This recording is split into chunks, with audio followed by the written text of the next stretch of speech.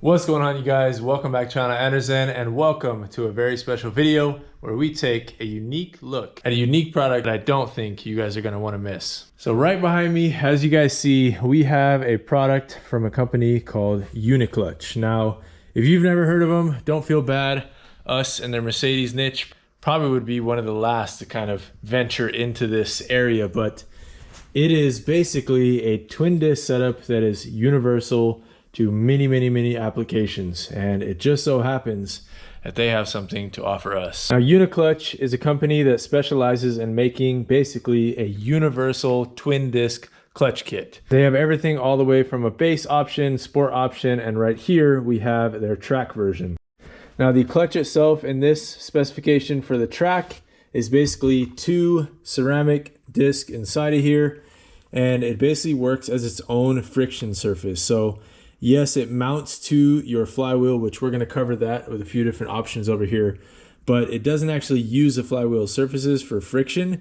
It's just basically a mounting point to transfer onto here. So now, to make this universal, like Uniclutch in the name exactly, you need this, a kit that allows you to bolt up this ring, which will allow you to adapt it to whatever flywheel you're going to use, as well as the kit inside of here that provides the necessary spline depending on your transmission, and the spacers and hardware to install the ring properly with the correct depth onto whatever clutch kit you choose from them. So for today's video, not only am I potentially introducing a new product to you guys that are out there in the BENZ world or other chassis and platforms as well, but we're also going to take a look at how to correctly install this, how to set it up, etc., so that we can mount it on one of our flywheel options over here. And what these are is basically, this is the stock dual mass that you could find used in many different Mercedes, mostly V6 applications.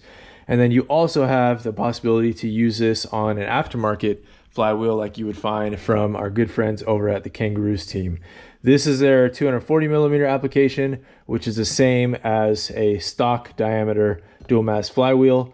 They also make a 260 kit, and I believe there's bigger flywheels in this that are used on other models, but these are the only ones I've ever used for my manual swaps on the V8 motors. And I've used both this and their 260 millimeter kit in other applications. So yeah, this is just to make this easy to understand. I do think that Uniclutch has a kit that will fit on the Kangaroos team 260 millimeter flywheel, so we will venture into that at a later time. But today we're just focusing on the 240 millimeter application, which is the same as the stock dual mass. Now, I could read you all of the information from Uniclutch, but I think it's better you go check out that information yourself instead of me just reading off to you like a teleprompter. I don't have a script for this video, nor should I.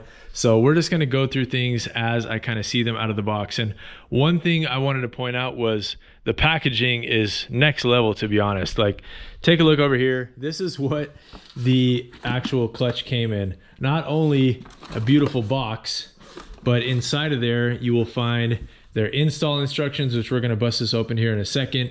And then inside of the box you get a nice canvas plush ziplocked little carrying case with foam and everything. So definitely going to be keeping this around and using this for other stuff later on in the future. But yeah, just beautiful packaging right off the bat. So it's always good to see that. Shows that, you know, the company cares about their products and wants to present them well. So it was a nice little thing to see right off the bat. And same thing with the box that the ring came in. Beautiful packaging, nice little like carbon weave to it. And yeah, it's just always a nice little touch. So moving forward. Now, when you get these kits out of the box, you're going to have multiple areas where you're going to see QR codes. So it's kind of hard to miss, you know, if you need help with the install instructions. So it's the best plan forward for us right now is to just see where these actually go. And I think the best one to use is going to be off of this, which came in the box itself. So I'm going to scan this. We're going to see what's inside of this envelope, and we'll go from there. All right, guys, going to be kind of hard to see, so maybe I'll overlay this from the computer itself. But this is what you see when you open this up on the app. Beautiful design here, laid out nice and neat, so it's easy to kind of tell what's going on. And one thing I wanted to point out before we go any further, you know, why am I looking for a better rated clutch kit? You know, Kangaroos team makes single masses that can hold a good bit. but they still have their limits. And with a twin disc, you get a lot of holding power. And to prove that to you, here it is. Even their base, kit, it is up to 900 Newton meters or 650 foot-pounds of torque. Their sport kit, 1100 Newton meters or 800 foot-pounds of torque. And the track kit that we got here to put on the M113K found in the CLS 55 is 1450 foot-pounds of torque, which is just bananas. And that's more than any M113 or anything that I ever mess with in the BENZ world will ever make. So we will not even come close to that. And the big deal about their design is they try to make things as streetable as possible. And one of the ways they do that is with these springs inside that provide dampening between the plates. So you don't get the typical twin disc rattle like you would on every other twin disc setup that I've ever heard of. And combining that with as well the beefy springs in the back that will also allow for some dampening to happen. So I'm really excited to try this out. These have been used by a ton of people now. I've done my own research and homework about them on YouTube, on forums, etc. And I just can't wait to see what these feel like. From all the things that I've heard and seen reliable source-wise, great. Like pedal feel, great, very close to OEM, and the holding capacity is just next level. So looking further at this, basically you can search by your specific vehicle, and then it will tell you, what exactly you need to use. So I'm going to try to search around in here. Obviously, we're not using this for something that they have listed on their site, but they do have different BENZ applications listed on their site, all the way from the front wheel drive, 4-cylinder turbo stuff to rear wheel drive, all wheel drive, Sprinter vans, and those type of things. So we'll have to search around and see if we can get kind of an overall theme or installation guide. They got YouTube videos explaining what you can do, all types of things on here really. So I'll keep digging around and I'll point out the important stuff as we go. All right, you guys, so we're diving further here. We got the correct vehicle selected to try to base things off of, which is a Sprinter. And we are looking now into just kind of the checklist of things that they have here. So a lot of stuff that has to do with just checking out your current setup if you're going to install this onto use, Flywheel, etc.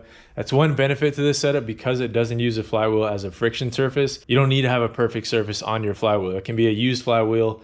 If it's a dual mass, if the springs are worn out, you probably want to replace it.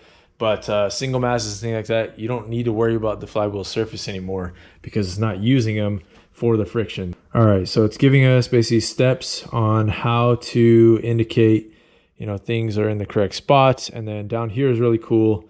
It's got, choosing your spline, and then it's showing you how to lock it in position. You're basically going to use the C-clip to lock it in a position once you have it in there. It tells me in this kit, I need to use 19 millimeters worth of the spacers. So we have 1 millimeter and the big one on top of that, which is just, I think, the dowels basically. So a dowel and a 1 millimeter spacer, we can measure those here in a second. And then it does tell you to use Loctite 243 to the countersunk bolts. And torque to 22 foot-pounds. So I'm going to read over these. Obviously, these are important. And as you go through, you should definitely read through these carefully so you are installing things correctly. You can see there, release bearing is same style we're using here. And it just tells us all the basic things aside from that, installing the transmission, etc. So I'm going to do my due diligence right now and start to read through this. And as we get ready to prep this thing for install, I will include you guys in the process. All right, you guys, so just like that, we have one of our dowels ready, and I put the 1 millimeter, basically a washer underneath. Obviously, you can get thicker ones depending on your application, but in this case, we just need 19 millimeters. I just measured this to verify, and it is in fact 19 millimeters. You can see they already have some sort of Loctite onto these, but it does recommend to put some on in addition. So we'll be doing that. And then you can see each dowel has threads inside, if you can see that, for the actual retaining hardware to go through. All right, guys, so we got our spacers installed. I'm just kind of mocking things up. I just realized I don't have a good bit of Loctite right now to properly install this, so it's okay. We're just kind of mocking things up, but there are the spacers installed. A tiny little 1mm spacer underneath the 18 on the dowel. And I'm trying to confirm as well. They don't mention anything as far as tightening the spacers down to anything specific, but they do mention tightening the bolts down to a specific 22 foot-pounds. So, but essentially, we have things mocked up right now, so we can place our ring here, and you will get the idea. Right there is what we will be doing once we have our correct Loctite ready to go, and we will install our bolts, our sunken bolts, countersunk bolts onto the ring, and that is basically the space that it will sit above the ring here for this specific application. Now notice that doesn't really matter because these are stepped, both of them. So this is going to be well within that area, so it's not going to interfere having that little lip protrude. Now in some cases, you'll have a reverse step, so this will be lower than the flywheel surface, and in that case you would use washers. Like they have an install video where they're doing a Lotus, I believe, and they show that that is a case for that specific flywheel. But in this case, like I said, we don't need to use that. So yeah, so far so good. All right, now since we're waiting on one, Loctite, and B, trying to find an answer to do we need to torque the spacers down to anything specific or just put them tight, we can do our spline. And in this case, Mercedes uses a 26 tooth spline on their manual transmissions, same as a lot of GM products actually, and T56, stuff like that, Magnum transmissions. So that's what we're going to be using. I believe it's this. If I just look by the naked eye, it could be something else though, so let me check. It might be that one actually, I don't know. Let's see here in a second. Luckily we've got heaps of transmissions laying right around us, so we can go ahead and try to test these things out. That is not it for sure. It might have been the one that I was looking at right off the bat. Yes, that is it right there. So that is our 26 spline, and it probably even says on here, yes, 26 by 29, and yes, that is in fact the one we want to use. All right guys, got these splines all installed, C-clipped in. Now that that's installed, I will check back with you guys in about a second, but one night later for me, once I pick up some Loctite to finish this up.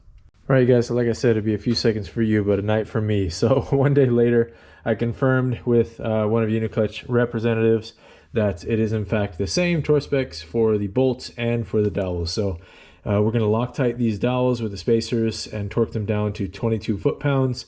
Then we'll place our ring on top and place the countersunk bolts in, also with Loctite, and torque down to 20 foot-pounds as well. So let's do that real quick, and I'll check back in a sec.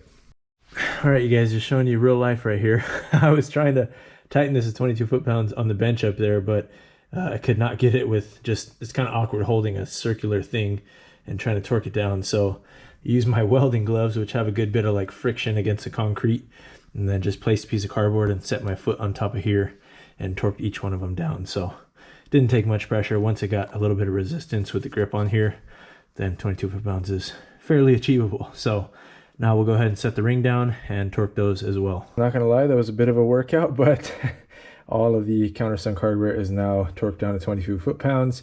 It's countersunk, so it always feels a little bit different than regular hardware. Feels like you're gonna stretch them, and these are also torqued to yield bolts. So if you do mess them up, don't try to reuse them. Get a second set of hardware from Uniclutch. But yeah, they just feel a little bit different than traditional hardware. If you're familiar, it kind of takes a little while for them to seat, but that's the whole point of the countersunk hardware. They make a really, really good seat. So yeah, 22 foot-pounds feels probably closer to like 35 on a regular bolt, in my opinion. Tightening down the dowels to 22 foot-pounds, which are just by themselves with Allen heads, was a lot easier than doing these. So it takes a little bit more effort. But anyways, we are good to go. Ring is on, and we're ready to install this thing. All right, guys, now one last thing I wanted to show you as well is the fitment onto the flywheel. The dowels are basically like perfect fitment. It's even a tighter fit than the OEM clutch pressure plate. But yeah, perfect fit. The holes for the bolts are slotted, I'm guessing, probably for you know, various different flywheels, but that shouldn't make a difference. We're using ARP hardware. For my case, you can use OEM, you know, clutch hardware, whatever came with your clutch or whatever you took off. Should be reusable hardware from Mercedes-Benz at least. Otherwise, I use a Ford clutch ARP kit, which is right here. It's ARP 150-2202. It's for Mustangs, 8695, basically 5-liter Fox body type stuff. So I figured that out just by the length and the thread pitch, and I like it because they're reusable, and ARP obviously good quality hardware. So that's what we'll be using once we throw this thing in the car. But obviously first we got to get the dual mass mounted up, and then this would also be an option. This is the exact same pattern from Kangaroo's team. So if you wanted to use a single mass with this, you know, to shave some weight, to get rid of, you know, the dual mass style, if that's not your preference, it's you know, just has to do mostly with feel, what you want to use a car for. A dual mass is definitely going to be a little bit smoother, and this is going to be a little more like touchy on the pedal, and you know, might get a little more chatter. But with this design of Uniclutch, it shouldn't really make a huge difference between the two, because this thing itself is kind of dampened and it's its own friction surface. So realistically, both of these would be good options to choose from. It would really just come down to weight and what you want to use the car for. All right, you guys, and there is the kit installed.